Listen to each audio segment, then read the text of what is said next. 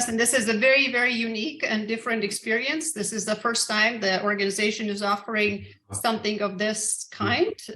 Some of you I know have traveled the last 3 years and I've gone from 1 to 10 to 15 different global destinations, but this is a very unique opportunity all in all. And we wanted to see how the response is and how the interest is. And we pulled, like I said, all the resources to make it as appealing as possible. So Amy, I'm going to go ahead and ask you to, we have a very short PowerPoint that we are ready, but mainly today's about Mary and her experiences and about your questions to Mary on that. So this is just a very basic, and I do, as most of us working from home, I still have some family members left and right. So don't be surprised if you see an arm or a leg pop in there. But so here it is. All Almighty, Mount Kilimanjaro, that is calling my name and calling all of yours names. So thank you all for joining us today. And I really think it's been something on my mind personally for many, many years. And I really thought that I couldn't do it, but then I started looking and I realized actually, you know what, actually I could do it. And then the more I learned about it, I said, I really want to do it. And as we know, a couple of last years were very, very challenging for all of us. And I decided, you know, if not now, then when? Yes, always things happen. We always can postpone it. But, you know, we are here, we are healthy. And this is the time really to do it. And I decided not to postpone it. So I've decided that I'm going to do it. And my oldest son actually is going to come join me as well. So I am going, and I really wish that you'll be able and available to join me as well. So and turn it down. Yeah. Amalia, do you need some help? I'll No, I don't. No, Okay. This is, again, it's a show, Mary's show. So we used a lot of photos from Mary's tour that she did 2019. If you see on the left side, again, she was showing us kind of her advances. And today I really thought also would be very, very important to see the visuals. Because some of us tend to think, including me, I have to say that originally when I thought about it, I anticipated more of a hiking, you know, as in Mount Everest and cliffs and rocks and short pathways. But if you look in the photos, that is really not the case for the most of the experience. So we captured those moments. And again, Mary will speak to those experiences for us. Amy, I'm ready when you are.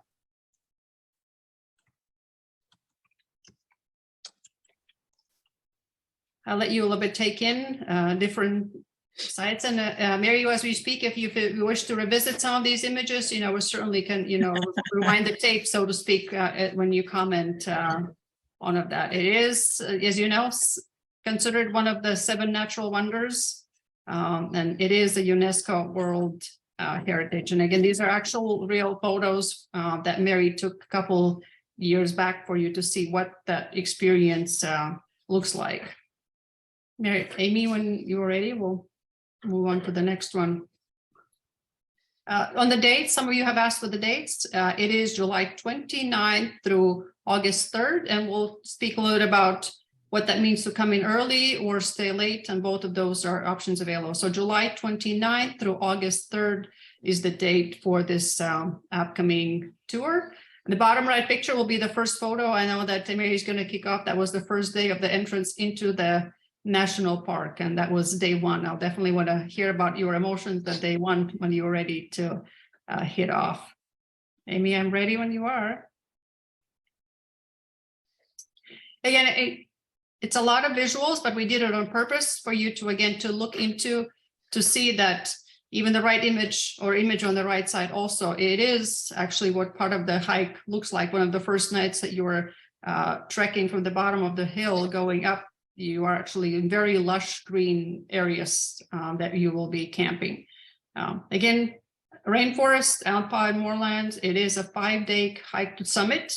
And we will have 2 nights of hotel with breakfast in Arusha included. So before and after. And if one of you or 2 of you, some of you would like to come in even earlier than that, is please keep in mind that is always possible. And Ilias also has kindly put together extension with the safari experience to stay on as well.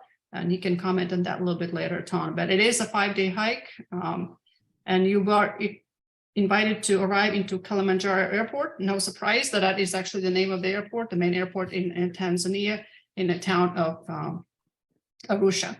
The bottom, more of the how-to, more practical things, what is included, what is provided, and how we'll go through that experience again. Think of it as you're carrying items, what you need for the day, and the rest, as you see, individuals in the middle. And again, I know Mary will speak to, but it's a whole support crew of almost a 1-to-3 ratio that helps you make that experience actually happen. Amy, I'm ready whenever you are as well. I think one more. I think we saw this already. A little bit more. And a little bit more. Oh, yes. This is a little bit more of a in detail. And I know a lot of you have asked the specifics in this. So it's there are multiple routes to accomplish or to climb the top of Mount Kilimanjaro. We are choosing the route that has the highest success rate, and it's also, therefore, it's taking a little bit longer. By no means it's the shortest, but it's taking a little bit longer to get to it. I think you will appreciate it. Again, I'll let you a little bit of a second to process what is that information. So day one, it's about 7 miles. You see the elevation at the bottom takes about 6-7 hours. Day 2 is only 3 miles. And I say only, and its reason is because of the altitude. It's the way to adjust oneself to the altitude and get accustomed with it. So as you see, it's not necessarily the speed or the distance, it's getting your body comfortable to relatively low mile hike per day. So day 2, only 3 miles. Day 3 is a little bit more, obviously 6. Day 4 is similar to 5 miles. But again, watch the altitude that is increasing, and as well as how much time is given to actually arrive at the next campsite.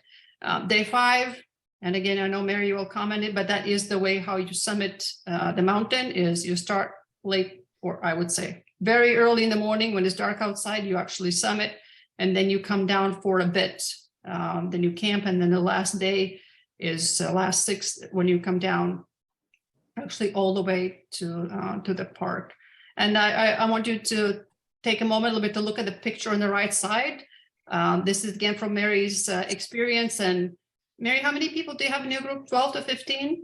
I think it was 12 hikers, and we had approximately 50 porters. Yeah, so just to understand how many people it makes this operation possible. So it's just, when I saw this picture, I really resonated with me that, again, to make a trip possible like that is how much of a group project that is. Amy, I'm ready when you are.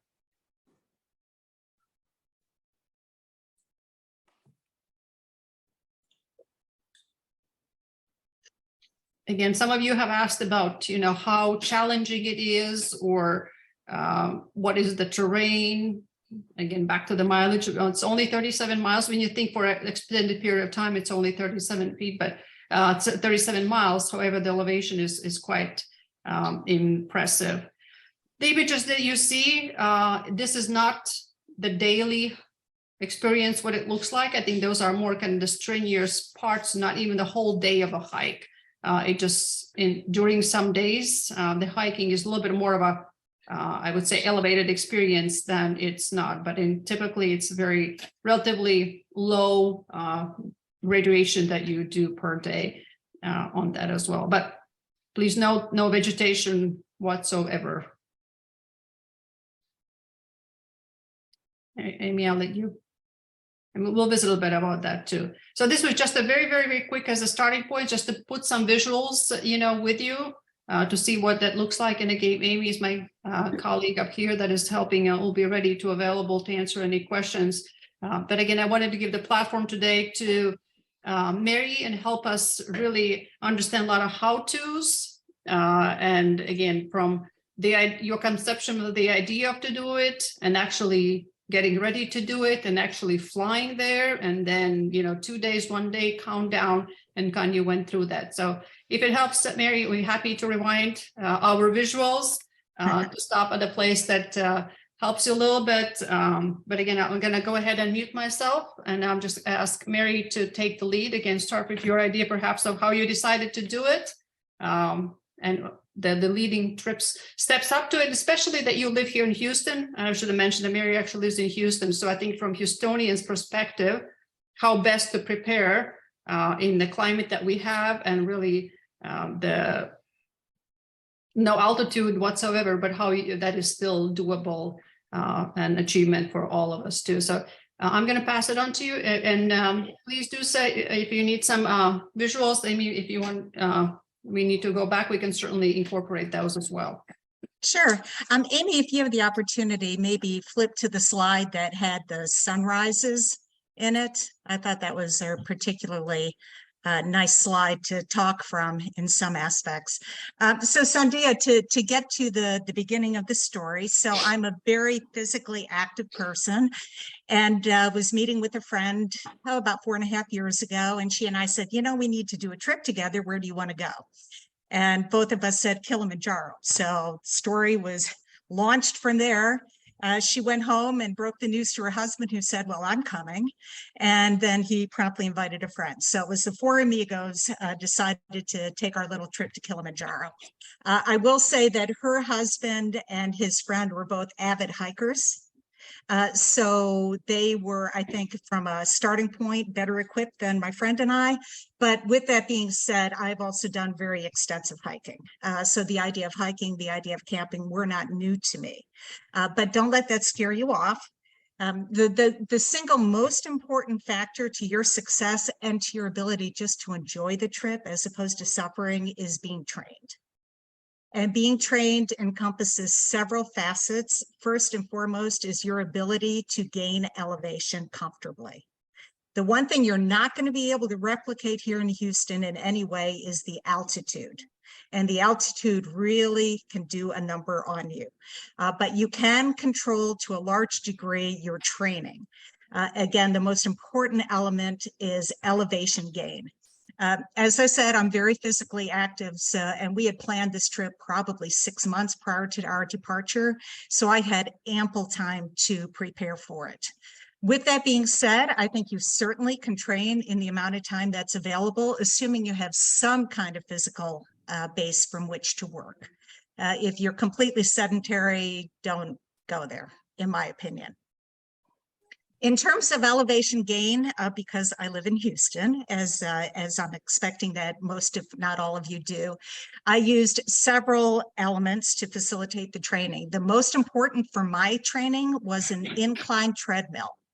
And with that incline treadmill, I was able to go up to 24, 27, 30% grade.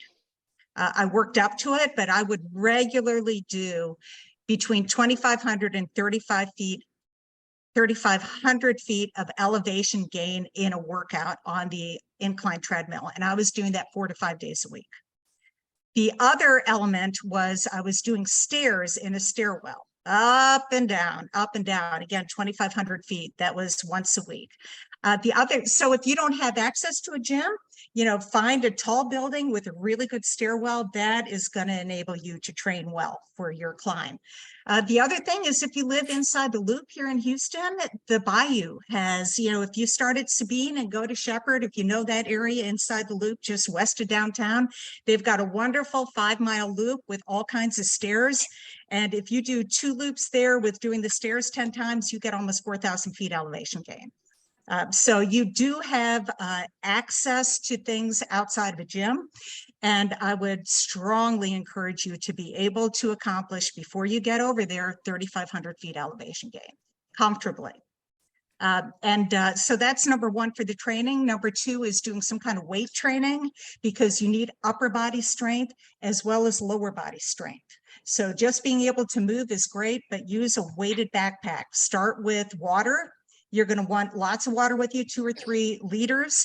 A gallon of water weighs 8 pounds. So that's a good starting point. And then you can start adding more weight to your backpack to where you're carrying maybe 25 pounds. So weights, elevation gain, and then just good cardio. Any way that you like to do cardio, you know, if it's cycling, if it's running, just some kind of base for the cardio.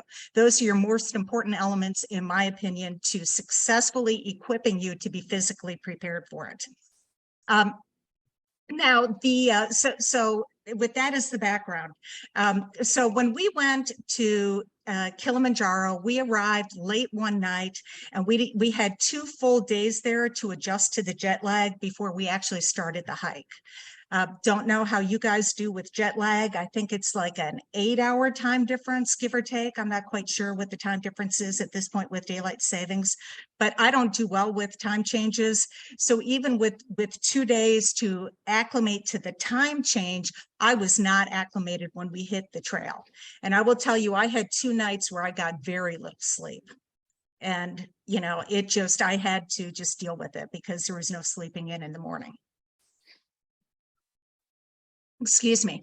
Now, as you saw in the pictures, you start at relatively low elevation. I'm not quite sure on the Mashame hike. I think you're starting at roughly, what, 7,900 foot elevation? No, 5,300 foot elevation. And your first day, you're getting up to 9,300 feet. Huge elevation gain. The nice thing is you're not at huge altitude yet, but you're still gaining. It's really lovely. The first couple days, it's warm. You get to see some colobus monkeys. It's really quite lovely, but the first 2 days on the Mashame track in particular are very challenging from an elevation gain perspective. It's interesting. You're not doing many miles. You don't care about miles at all. What you care about is the fact that you're constantly going up, or you're doing varying sort of gains and losses in elevation. Then once you get up to about 13,000 feet, roughly, you have a few days where you're floating around at that level. But again, it's up and down. And around about your 4th day, maybe it's your 3rd day, they're going to take you all the way up to 15,000 feet and then bring you back down. The central tenet with acclimating is the idea of hike high, sleep low. So I don't know what your outfitter will be doing, but for us, every day when we arrived in our camp in the afternoon, we got cleaned up in our tents, and then we went out for another hike. Again, we would hike up, we would spend an hour at higher elevation, and then we would come back down. And that's all about generating red blood cell production, as I understand it. I could be wrong, I'm not medical, but that's my understanding, is to generate the red blood cell production to get you used to the elevation, because that will then carry the oxygen through your body. And then the tough day is just the summit. You get up and you go through the night. And I've had many people ask me, why are we hiking all night? That sounds like misery. And in fact, I was talking to my friend that I did the hike with today, and she said, I'm so glad we did that at night. I don't think I could have done it during the day, because to see what you're climbing up, I mean, you're going up 4,000 feet or 3,500 feet. I'm not quite sure what your gain is, for summit night, but it's considerable, and there is no oxygen there. You're going to be going very slowly. Very slowly. It's going to take you 6.5 to 8 hours to summit that night. And you will never be so thankful as when you see the sun rise. You will never be so glad to see that sunrise. You've been going up all night. And that's the lower right-hand picture, is one of the pictures of the sun coming up. And you can see the clouds there and some people finally coming up. We're just standing at Stella Point here, which is about, I think that's at 18.8. And you've got another 500 feet elevation gain to get to the peak. But it's just spectacular when you finally see that. Summiting was really interesting for me, and I've had friends make the following comment to me as well. There was some expectation that arriving at summit, which you see the sign there in the upper left picture, arriving at the summit, there would be some kind of spiritual feeling of some sort. For me, it was just all about accomplishment. My analogy is I used to run marathons, and to me, it was like finishing a marathon. It was just this sense of, I can't believe I did this, huge sense of accomplishment, and just taking in the spectacular views. The one on the lower left is, one of the few remaining glaciers that are there. They're very rapidly melting away. Now, when Sandia was talking, she showed a few pictures and said this is not representative of all the hiking that you're going to be doing. You know, those fairly steep uphills with all the rocks. Those were the day that we went up the wall that is in the upper right picture. That's Barranca. You're going to camp at the base of that. And you're going to spend the whole night looking at that thinking, I'm going to die going up that. It's nothing like what the picture shows. It is a very steep incline. It is not dangerous. The most dangerous part of it was the porters with their 60-pound bags running past you on the rocks. But otherwise, it's a little bit of scrambling. It's totally fine. And you get up to the top of it and you just have to turn around and take a look because there's this incredible view of Mount Meru with clouds below it. And that's a picture of me sitting on a rock sideways with the mountain behind me. And it's a very, that climb was actually very fulfilling, but that was by far the most difficult part, other than summit night. And it really isn't hard, but it certainly was really intimidating to camp outside. Yeah, the upper right picture is at the top of the wall there. So that was pretty intimidating, but really no reason to be intimidated. You will receive a packing list that I'm sure Ilyas is going to be providing. And I'll tell you, go through it, make sure you pack everything that is on that list. I went through the whole gamut in terms of attire, from very light wear. I have pictures of a couple of the guys the first 2 days in shorts, to the day that I summited with, you know, every layer. I think I had 4 layers of clothing up top and, you know, really good stuff, and down below as well. So you're going to need the full range. You're going to be filthy. The good news is nobody sees you. There's no connectivity on the mountain save for at the Barranco camp, sadly. And I hear tell that they're talking about lighting up the whole mountain, which is really very upsetting to me. But the great thing is you've got no connectivity aside from very briefly at Barranco camp, and there are no mirrors unless you take one and want to look at yourself. So that's really great. Okay, so that's sort of a high level overview. Sandia, what have I missed? I feel like I sort of blasted through this and am not necessarily capturing everything you're hoping me to cover. Maybe talk about a little bit about your interaction with the guides and the whole crew on the ground, kind of from the moment you arrived, how the assistance and that teamwork, how that works. You're going to have, I'm sure, like we did, you're going to have wonderful guides. These guys are passionate about what they do. They care deeply. And, you know, in the end, you're going to be tipping them. And all I can tell you is tip every penny that you can. You know, most outfitters go out of their way to make sure that these guys are earning a living wage. And I'll just encourage you to ensure that that's the case, especially coming out of this pandemic. I don't even know how they survived during the pandemic when all these treks were canceled. But when we landed, we were met at the airport very late at night in Arusha. We were given a ride to the lodge and dropped off there. And then they came the next day and we had a meeting with our guide. We had actually 6 guides. We had one main one, but then we had other guides who were working with the group who would identify maybe a hiker in the group who wasn't as strong or who was struggling, and they would stick to them like white on rice and really assist them. You know, one of our hikers was having trouble, and this guide carried his pack the entire time, all the way to the summit. Wow. And made sure and fed him water and made sure he was hydrating, made sure he was eating, and made sure he summited. And so, you know, these guys, they were just so committed to getting us up there.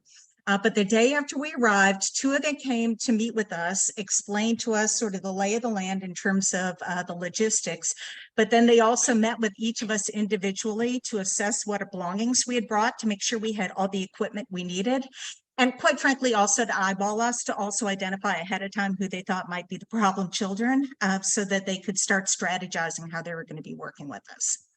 When we arrived at the gate to start on our trek, we were met by all of our porters who got our goods and put them all together, and then just basically ran up the mountain well ahead of us with 60-pound loads while we struggled up.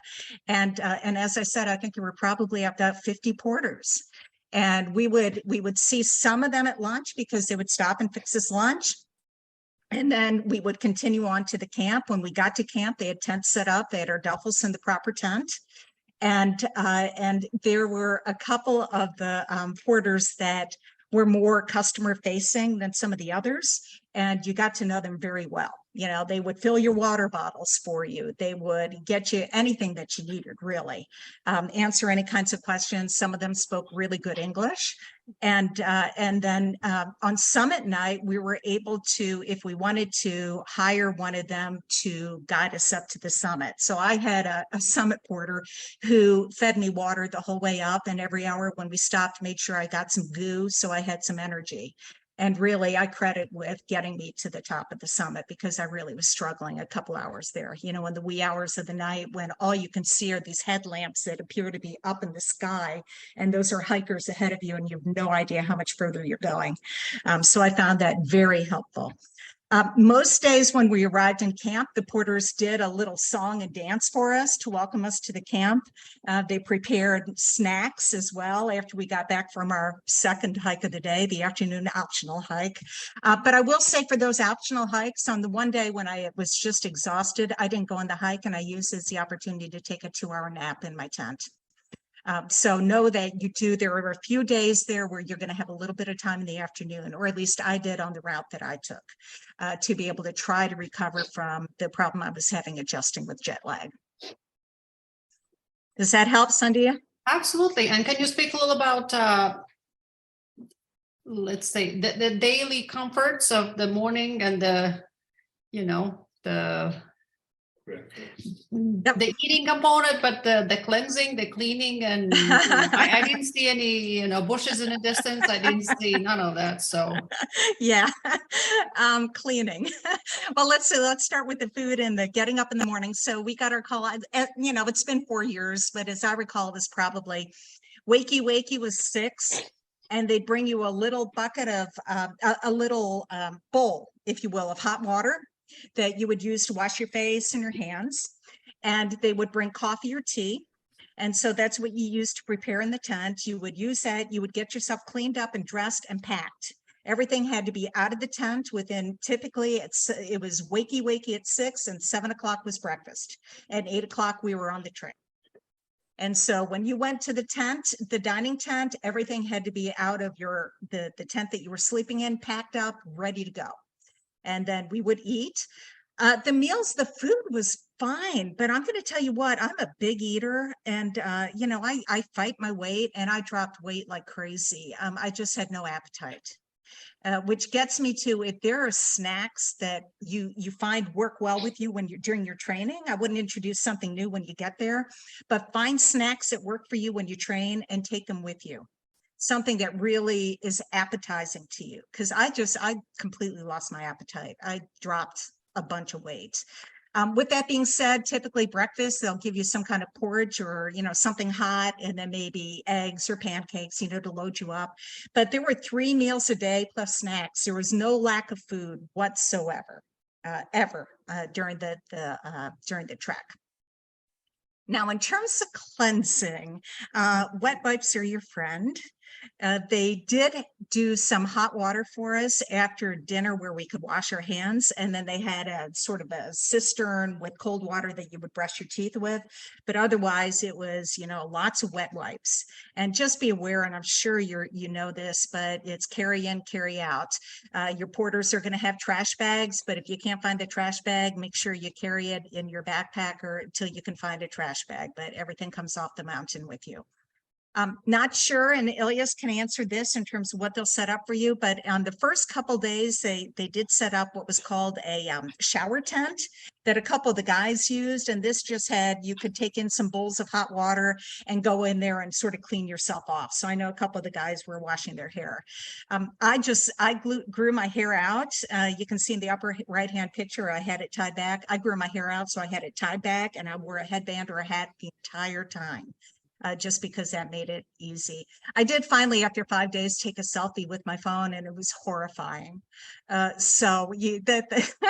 telling you, don't bring a mirror. You don't need to see it.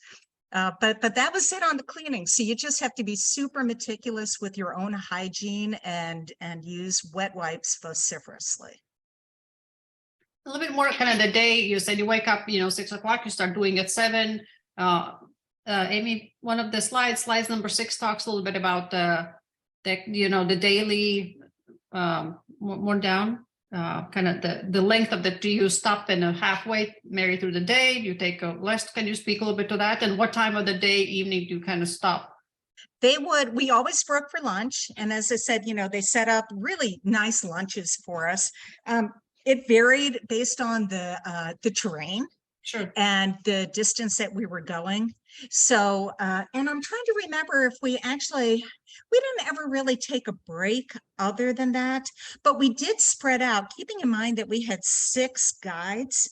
We didn't stay all together at the same time, which was really nice because while they didn't really want anybody going super fast because that's not good for you, the slower people were able to drop back. I was always in the middle group, so we were able to pace ourselves. And if one of us wanted to stop for a couple minutes and grab a snack, change some clothing, put on a hat or what have you, that was always available to us. I never felt that I was being pressured to move quickly. I didn't really feel like I was moving too slowly, so that you had that to work with. In terms of timing that we stopped during the day, it depended on the day's hike. But I don't remember, I'm trying to think, but I don't remember any time getting into camp, anytime past maybe 2. And maybe there was a day that was 3. I don't even think so. And again, we'd get in, and then many days we had the optional hike in the afternoon. And then once you got back, No, go ahead. And then once we got back, so you get into camp, let's say 2 o'clock, you had probably half an hour to get yourself situated. We'd go on an optional hike for another probably hour and a half, something like that. Then you'd come back. They would have snacks in the dining tent if you were interested in snacks, and just more opportunity to sit and talk to your fellow hikers who maybe you weren't hiking with on the trail, which happened with a number of us. And then excuse me, I just totally lost my train of thought. Then we go back to our tents maybe for another little period of time and have dinner. I don't remember what time we had dinner. Certainly it was after the first 2 nights, it was cold. It was cold, and you can see how my attire changed there. Mm-hmm. And so I was happy to be done with dinner, go brush my teeth, wash my face, and crawl into my sleeping bag. I'm telling you, that was really a welcome place to be. And make sure you have a good sleeping bag. But I didn't lack most days for time in my sleeping bag. I did a lot of reading in my bag at night. What about some electronics and things of that nature? Yeah, so the electronics, my recommendation, because cold will sap the battery life of your electronics, I slept with all of my electronics in my sleeping bag to keep it warm. And so that was my camera, that was my alarm clock, that was my headlamp. I had extra batteries for charging. That was all in my, at the foot of my sleeping bag or next to me so that I could keep it warm. The other thing I sleep with in my sleeping bag are my clothes for the next day so that they're warm when I go to put them on. Because there's just nothing more jarring than getting out of a sleeping bag when it's really cold. And then the other thing is, with respect to the toilet stops in the middle of the night, which you certainly are going to be doing because you need to be drinking a lot of water, make sure that your camp shoes are shoes you can easily get into. I would recommend clogs or some kind of shoes that you don't have to tie. Because you're going to be trying to get your feet in and out of them in the middle of the night, and there's nothing worse than messing with, So can you speak a little bit about how many pairs of shoes in general? You mentioned to me the wear and tear, be very comfortable in the shoes that you were hiking with, but can you speak about another pair too? Yeah, so you want to have well broken in hiking boots. Well broken in. You want a bunch of miles on them, but still in good shape. And then I had, my camp shoes, which were Crocs that are furry. So they were warm and they were easy in or easy out. One of the guys we went with, his camp shoes were a pair of loafers, just, easy to slip on. Those were my 2 sets of shoes for the trek. When we were at the lodge ahead of time, I had flip-flops for the shower as well, but otherwise just the 2. You're going to be limited. I'm not quite sure, and I know Ilyas can speak to this.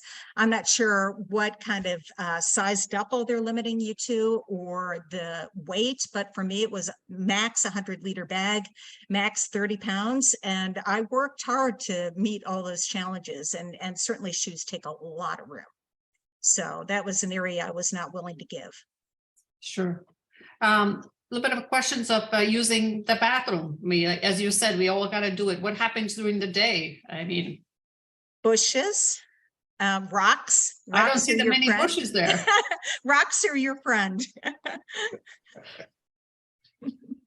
All right, then. Let me That's answer where that question. it pays to be a guy. It's much easier.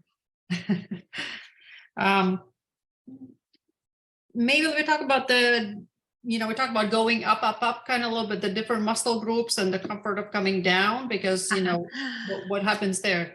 Yeah. Okay. So going up, they tried to keep us together, and we very quickly broke off into a few different groups.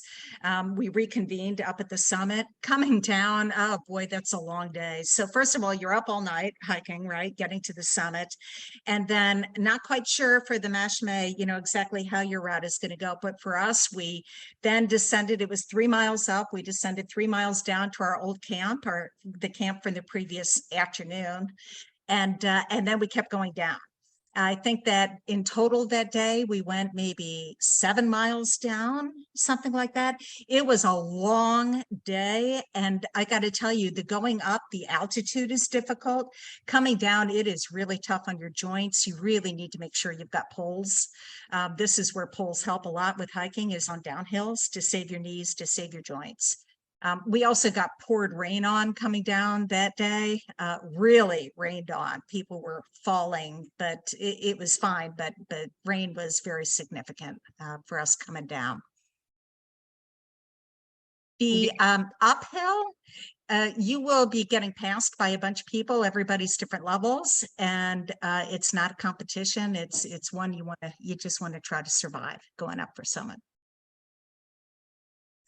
I think packing is more of a kind of technical question, but still, any suggestions? Like you said, of course, it depends on various factors and the weight and so forth. But what were your things that you for sure would not leave home alone, leave home without with?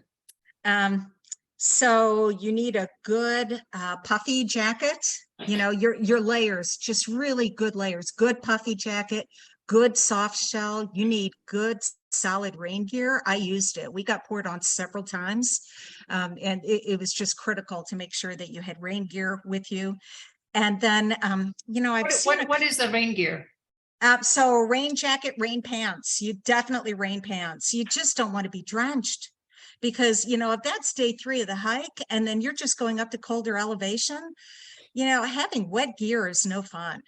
It can make for misery. So, making sure that you've got the rain jacket and the rain pants, and that your pack has a rain covering that goes with it as well. All of the above. You don't want to be too wet. It can be miserable. I see that there were a couple questions here about change of clothing, sleep and hiking clothes. Yeah, well, I ended up having a set of clothing that I packaged separately, and that was my camp clothing and my sleeping clothing. So I didn't mix my hiking clothing with my camp clothing, because I wanted them separate. I wanted something that wasn't full of dirt and gravel and sand that was going into my sleeping bag. So I definitely separated those out and was very careful not to mix them together. Hats, gloves, sunglasses, sunblock. I mean, all of the above, baby. Yeah, and several hats.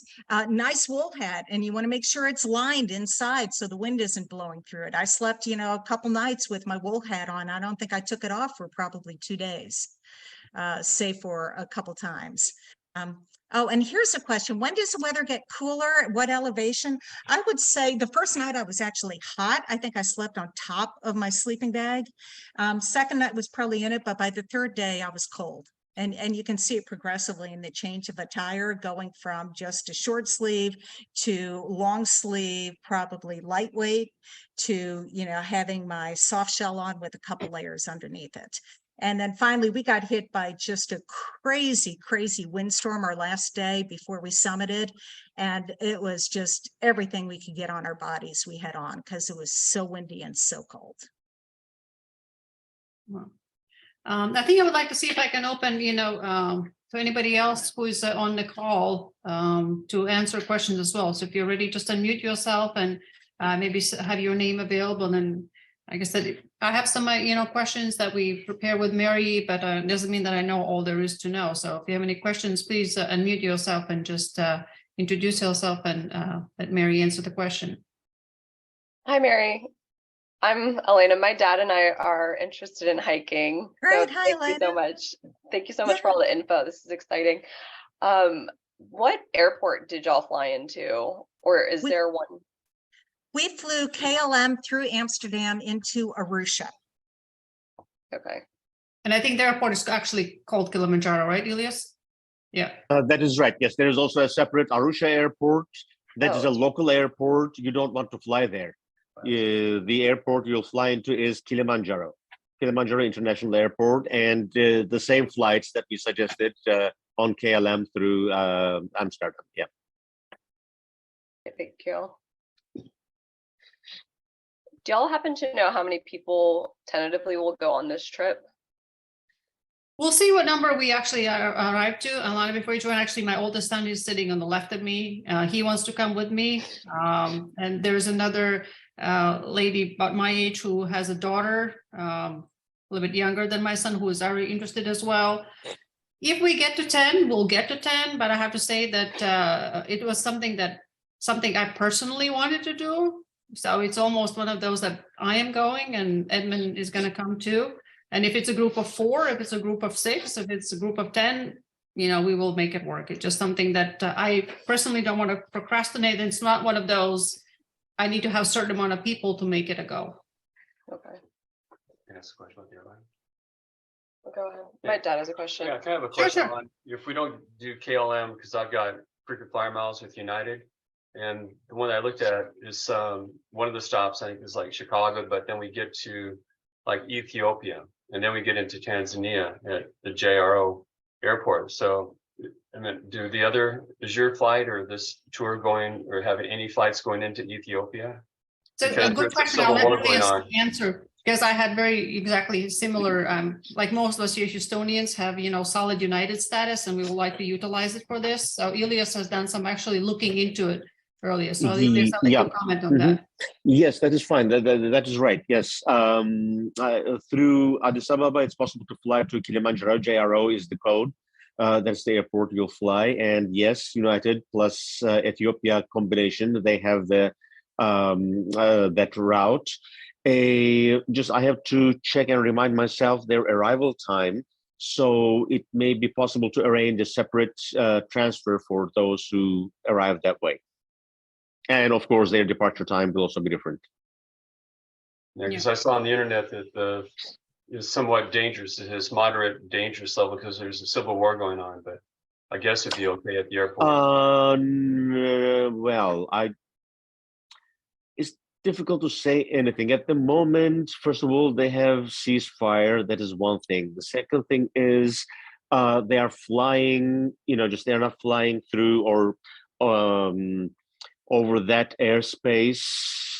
So there is that, and they're they have daily flights, and nothing happened so far. So I mean, I don't know what to say. Nobody can just foresee what can or happen, but they have been operating those flights for quite some time now, and safely. So I have another question too about the weather. Like my daughter and I have climbed some of the 14ers in Colorado. And they always say get up and get down because there's lightning strikes. Is lightning an issue over there? Well, to my knowledge, and I haven't been up to the top, I never heard of that being a problem. Just Mary may have an experience. Do you think, Mary, that might be an issue? Not of which I'm aware. We did hit rain, we hit wind, and it snowed heavily the night after we summited. So we got very lucky with our summit, but I'm not aware of lightning. Okay, thanks. Elias, going to speak a little bit, because we have some individuals on the call that are not Houston-based, about how to gather and typically what it means to travel with the council. We have we have kind of suggested flights, which means around which we organize our transportation and so forth. There's sometimes the travelers wait for that. Sometimes we're able to facilitate on that. Again, can you speak a little bit of the point of if Mhm. not necessarily coming straight from Houston? Well, yeah, just if you let us know your origination points, we can suggest flights, and you can book it through us or individually on your own. So the key point is just get in touch with Amy, get in touch with me, please, and let us know where you will be flying from and coming back to, so that we can send you the optimal flight schedule, optimal flight route to go there, maybe one or two options.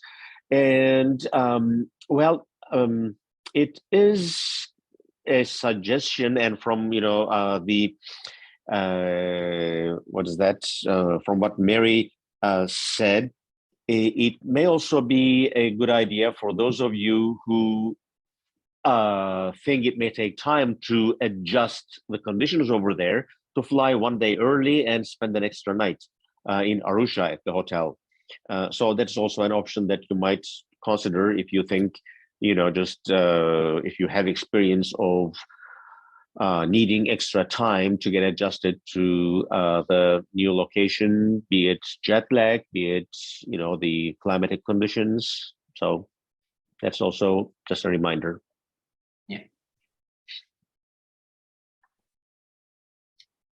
Sandhya, I had a couple just random thoughts that Yes, ran through my mind absolutely, as please. Ilias is speaking. One of which is based on the comment that another speaker made about being in Colorado and doing 14ers, great training. Knowing that you guys are going in late July for this, if any of you can get to Colorado in June or July and do some 14ers, there's no better way to prepare than that. Number one. And then number two, if you know that you have difficulty adjusting to altitude, as I know that I do, I take Diamox. There are some drugs that you can take that will help somewhat with your, to mitigate the impact of altitude changes as you're going up.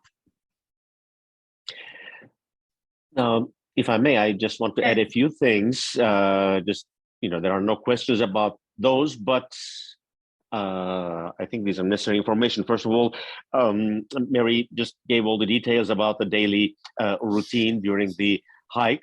I want to add one thing. Now, there won't be those, showers, so-called shower tents, but there will be latrine tents. There will be toilet tents.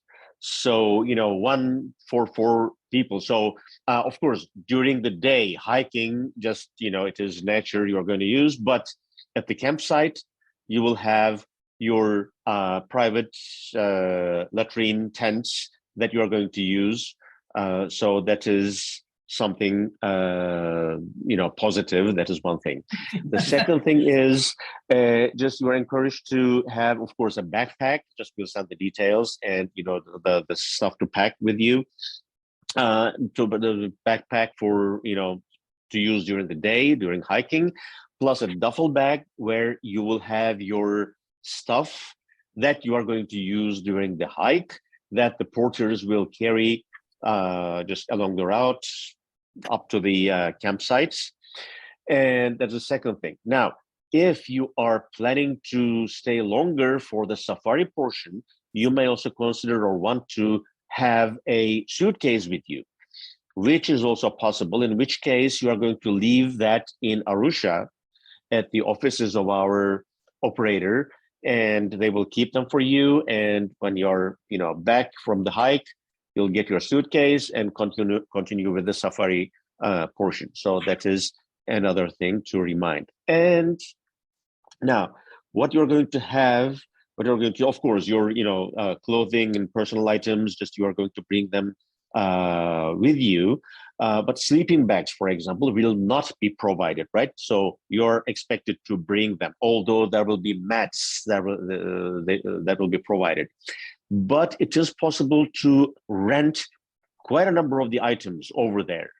And they're in good condition, well taken care of. And sleeping bags, for example, just buying sleeping bags only for this hike and carrying all the way from States, to Tanzania. Instead of that, you can just rent it over there at a nominal rate. That is one thing. Or the what is that? The walking Hiking sticks? sticks. That's right. Yes, hiking sticks. It is possible to rent them over there, or a number of other items. That just we'll provide a list of those. It's possible to rent them over there so that you won't have to carry those all the way from here. Yeah, that's very helpful as well. Some of us have gear and we are prepared, and some of us might be, just wanting to do this for the first time in a lifetime and not necessarily have all of the gear and right equipment ready to go. I have two little technical questions. I'm Danny. I'm coming from Boston, but I grew up in Houston, so I feel it. I also lived in Denver, so I would get along great with this group. I was going to Accra in a couple of weeks, and they have some vaccine requirements. So I'm wondering if Tanzania also has vaccine requirements, not in terms of COVID, but like yellow fever or just anything along those lines. And also I have an inhaler because my time in Denver gave me altitude-induced asthma, but I did the Inca Trail and it was fine. But just wondering if Tanzania has any laws on like what drugs you can and cannot bring into the country. I can also do some further research on my own if you don't have those answers at this time. Well, if you have if you have the prescription with you, if it is, just prescribed with the doctor's name on it and everything, your inhaler, it is not going to be a problem. That's the first thing. About vaccination, well, not vaccination, but malaria pills are recommended. That is mostly for the safari portion, but still it is a good idea to consult with your doctor at least 2 to 3 months prior to your departure, so that especially there are doctors specialized in travel medicine. There is that branch, travel medicine, so they know what is required at what part of the world, and the recent CDC guidelines about the medical requirements of traveling to certain locations. So about yellow fever, unless you come from a yellow fever endemic place, yellow fever vaccination is not required. You are coming from United States, so that will be fine.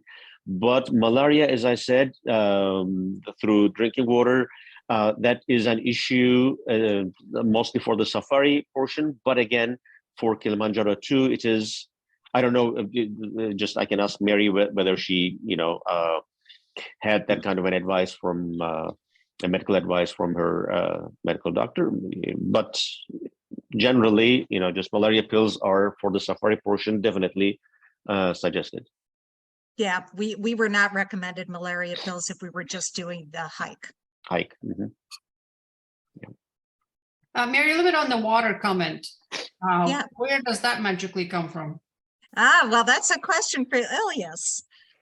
I'm sorry, I didn't hear the question. The water, the consumptions of water, but where does the water actually magically at refill the water? lower altitudes, there are natural springs, so the water is pure, fine. So just you fill your water bottle from the springs, and at the higher altitudes, the porters, they carry the water and they bring the water, they supply your water, so you will have the water from them basically. Thank you. A lot of information, but very, very helpful, that's for sure. Can I ask from the call who is actually seriously thinking about going, or have somebody who's just curious about listening? Those who are thinking about going, can you raise your hand? Richard, I see Alana and her dad, Danny. Some of us are muted, so Ilyas, what would your suggestion on the next steps? Thank you, Pamela. Ilyas, what are your suggestion on the next steps and technicalities?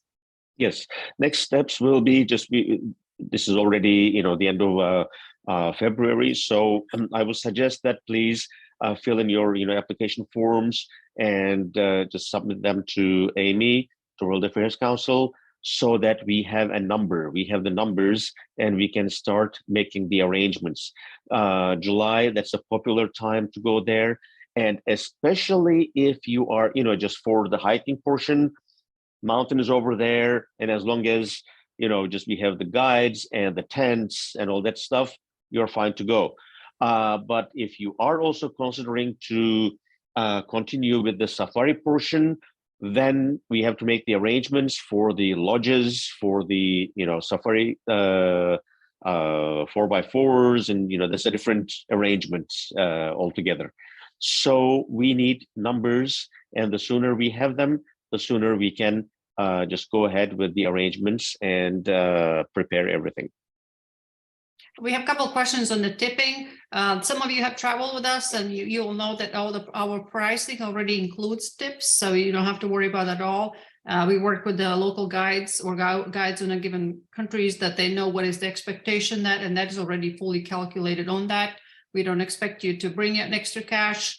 Maybe that's a good point to kind of remind what is expected, what is included. So everything is included except your airfare. And the mountain, obviously, there are no additional, nothing that you can even get by purchase, right? So the moment you land and you leave the hotel, all of that is already paid for, including the tips. So we come back from that to even the trip book, from the pictures you're going to take. We'll have the book material, ready. Also, that is issued at the end. So there's nothing really extra that you need to worry about or bring. Yeah, just following on that line, just to remind a few things that I previously mentioned. If we will provide you with a list of items that you are suggested to bring with you, and if you have the intention of renting a number of those items over there, of course, just you'll let us know. We will have them arranged, and most probably you will just pay it on the spot once you arrive there. True. And again, afterwards, right? As Elias mentioned, you're willing to stay afterwards also, right? When the tour is over, you're welcome to stay on your own. Some of you might want to. Richard, you're just gonna tease me, really? Richard, I keep watching you with some red wine and some sauce and silver. Well, I'm having a great dinner tonight. I don't expect it to be this good on the mountain. Yeah, I mean, really. It looks beautiful. Where are you? I'm at the Coronado Club in Houston. Yeah, beautiful. We'll live through you. How about that? We'll just live through. Okay. I don't expect I'm going to eat this good on the mountain. No. But yes, again, you're welcome to come in earlier. My suggestion, if you have time, certainly do it. We know the airfare is going to cost about the same anyways, 2 days, 3 days, right? You're there, you are adjusted, there are things to do, and there are options that Elias is very good about in the country to provide, from coffee to other things to go and see, to enjoy a little bit the country as well. And the same thing afterwards. Nobody says you have to exit as soon as. Side note, Elias, I can ask you about visas separately too, but you don't have to necessarily, exit as soon as it's over. You're welcome to stay, even though if you choose to or not to do the safari as well. So the safari is an option, and I'm personally thinking about doing it because I've never done it. And if I'm already there, then I'm seriously considering doing it. But again, when the hike is over, nobody says you have to exit also, right? You can stay behind. We can help facilitate all of that too. Elias, question on visas, anything there that is worth knowing? Well, visa is required, yes. At some point, we will collect the passports and photos and just fill in the forms and that kind of stuff. Yeah. So it's a straightforward process, but it takes some time because of exchange of documents. Yeah, I mean, just you have to send them to us, and we have to take care of that and send them back to you. So that I hijacked Mary's book. This is Mary's actually trip to Kilimanjaro. Some of the pictures that you see are from this trip book, quite extensive. But Amy really does a fantastic job. We as here at the council, and we create a book like that too for you to afterwards to reminisce. Yes, Elias. Yeah, on the book, I was planning to ask Mary, but did you go in February? Yeah, I did February 4 years ago. Yeah, February. So July is a better time in the sense that it is kind of this is just to the 3 degrees to the south of equator. So winter or summer, not the elevation, but the bottom, the plain, the temperature is more or less the same, but there is dry season and there is, just rainy season. So in January, it is, I'm sorry, in July, August, it is at the bottom of the mountain, it is better. And the chances of having that, rain experience even up in the mountain is much lower in July than in February. So, just you may be in that sense better off just because of the time of the year. Thank you. This is very helpful too. I just wanted to add that with the email that you got tonight with the reminder and the Zoom link, there is a one sheet that has most of the information that you saw in the PowerPoint tonight. It also has our contact information on there as well. Thank you. No, this is very exciting. I have to say that it's, it's there. It's one of the wonders of the world. So it's really exciting. And thank you for being here. I think, Richard, you have a question? How long is the flight from, I just did research and it looks like the best way to go to Kilimanjaro Airport is from by way of Amsterdam. How long is the flight? Well, if I remember correctly, about 20 altogether from Houston, about 23 hours, if I remember correctly. I just meant from Amsterdam to Kilimanjaro. Amsterdam to Kilimanjaro should be about 11 hours. Oh, Amsterdam to Kilimanjaro is. Yeah, 10, 11. Okay, wow, okay. It's been long enough, I don't remember. Oh, just out of I'm curiosity. sure I slept. Okay, let me, if you know, I'm planning another trip to South Africa in January, so I'm trying to, this is like big Africa year. How long is the flight from either Johannesburg or Cape Town to Kilimanjaro? That's Also, I have to check. Still, I mean, it should be just a guess. Well, guess is about 5 hours. 6, Oh, really? 6. I don't want to, give the wrong information. So I have to check. 1 second. Let's check now everything. Because it's a big continent.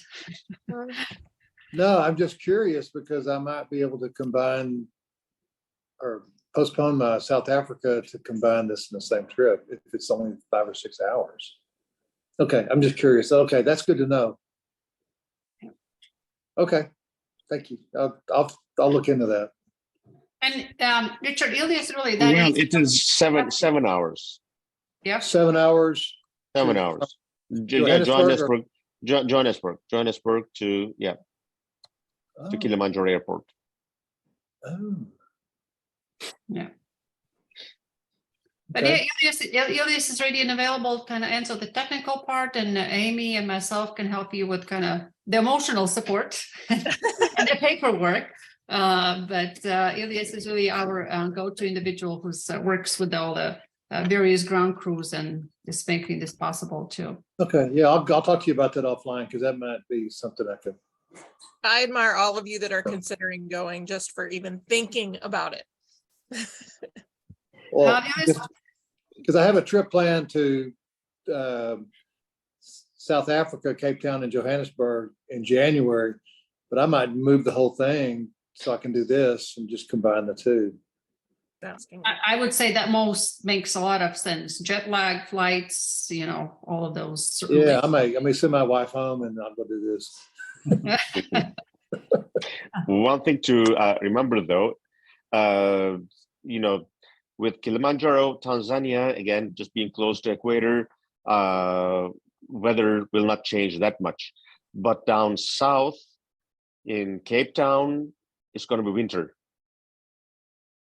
Again, it won't be a terrible winter, but it's their winter, in July. So August. July in Cape Town is not that great.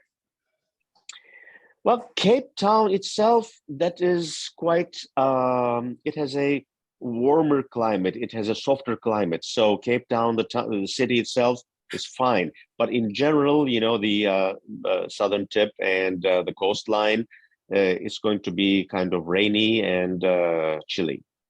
Oh, okay. All right. Good to know. Can you help us? Oh, sorry. A little bit on the safari part. Sorry, my youngest son is home. 1 second. So is the dog. Can you speak a little bit? I'm going to mute myself a little bit on the safari extension of it. Yeah, that'd be Sure. good. Yes. Yeah. That is an experience in itself. So from Arusha, the main area, of course, is the Serengeti National Park, which is to the northwest of the town of Arusha.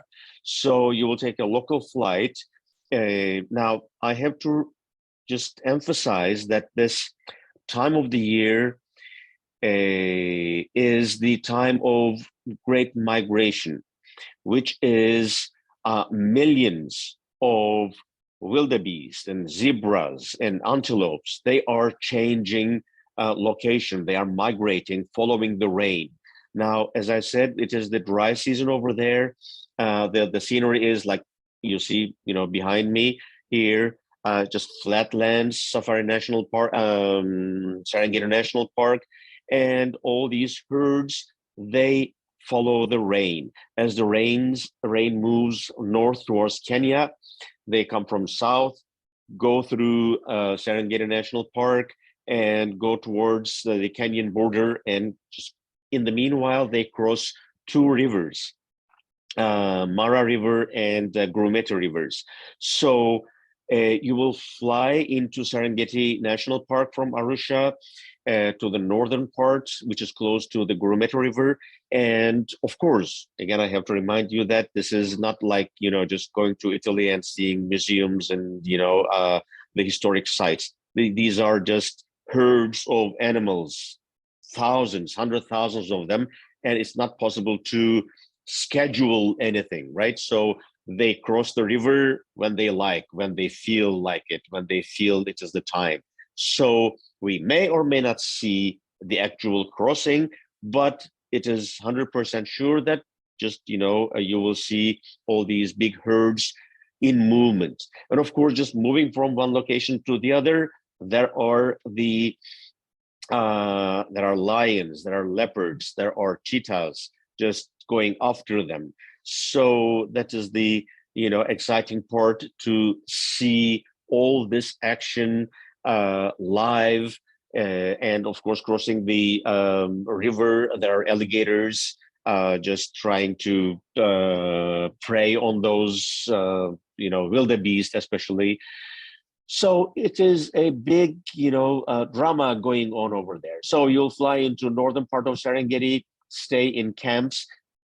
Camps, they are not like the, mountain camps that you will stay at during the hike. They are luxury camps with the toilet and shower and, big space and comfortable beds and good food and everything. So all land traveling will be on 4x4s. They are specially made with pop-up tops. So you can't, first of all, during these safari, game drives, you cannot come out of the car. It is, the lions are there and all the others are there. So you just, pop the top up and stand up and just, you see 360 degrees, all the live action going on. That is one thing. So northern Serengeti and then to central Serengeti, which is home mostly to lions. And so the lions chasing the zebras and giraffes and everything that's over there. And then from there, you will drive to an extinct volcano, Ngorongoro volcano. Of course, having climbed up to the top of, Kilimanjaro, Mount Kilimanjaro, 19,000 feet, more than that.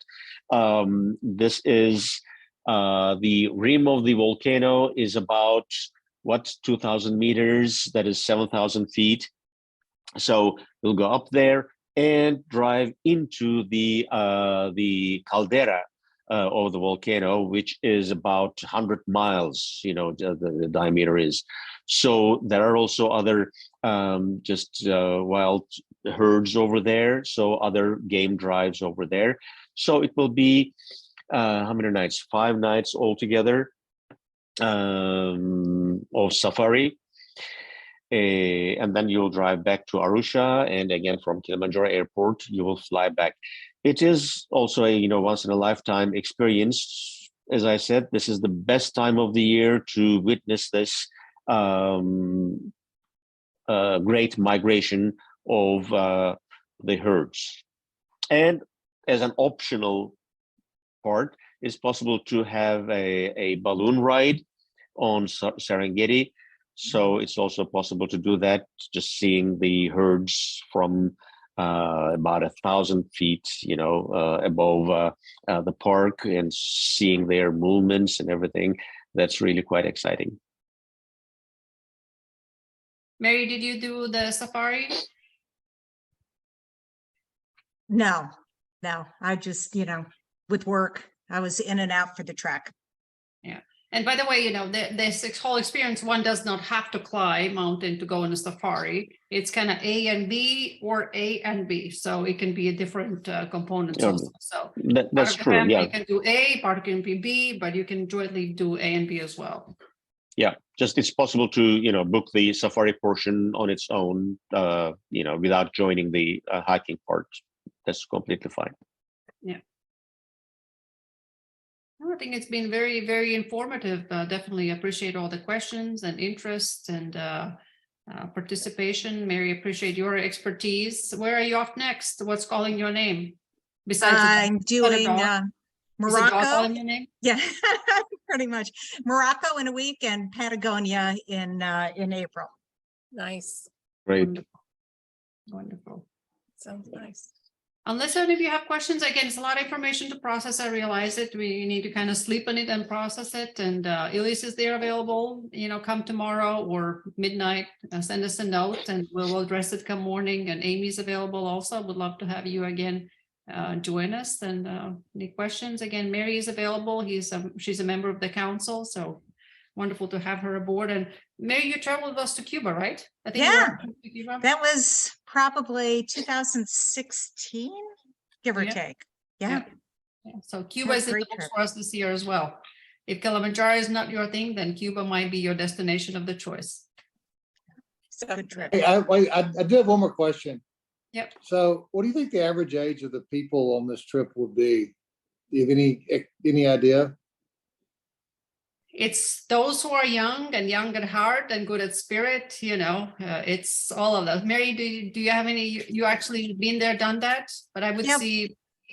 So in our group, I would say there were probably 2 people younger than me and everyone else was older. We had men into their 70s, a few men in their 70s on the. For the Kilimanjaro? Yes. Okay. Yeah, very fit. They had a couple of them had done Aconcagua, so these were very fit people. Yeah, I'm like, I'm in good shape. I exercise every day, but I've never climbed a mountain before. So this has been my first one. Go Yeah, for it. well, if you've got a good base that you're working from, then just start working in the elevation training and you should be fine. Yeah. Yeah. Okay. And Mary, based on your suggestion, I've been taking a bit of a hikes on the weekends as well. And it's been quite enjoyable. Of course, the weather has been great, opportunity for that as well. But thank you for your suggestions. Have not started this staircase yet. That's still in my books. Yeah, it will be. Yeah. Unless any of you have any questions, again, we can answer now, but Amy is available and so is Ilyas on the logistics and, kind of tactical inquiries. But I'm going to say thank you all for being here. Thank you for your interest. Thank you for supporting what we do and the ways that you stay engaged with the organization. And thank you, Amalia. Thanks both of you, my comrade travelers through the former Soviet bloc and others have been, join us. So unless you have anything else to add, Mary, any closing thoughts? As in, No. go get it, do it now. Yeah, train. Now's a great time to really get after the elevation. And I've got training plans and so forth if anyone's interested. But of course, you can find those by Googling them as well. So, but I'm available. Thank you. Ilyas, any closing thoughts from you? Well, Mary's information, it was completely, very helpful. And I hope you will join Same here. the hike and or the safari, and we'll see you there. Yeah. As we see you already there. Good night. I am. All right. Thank you all. Appreciate Good you night, staying everyone. And we'll talk lately. Amy, if you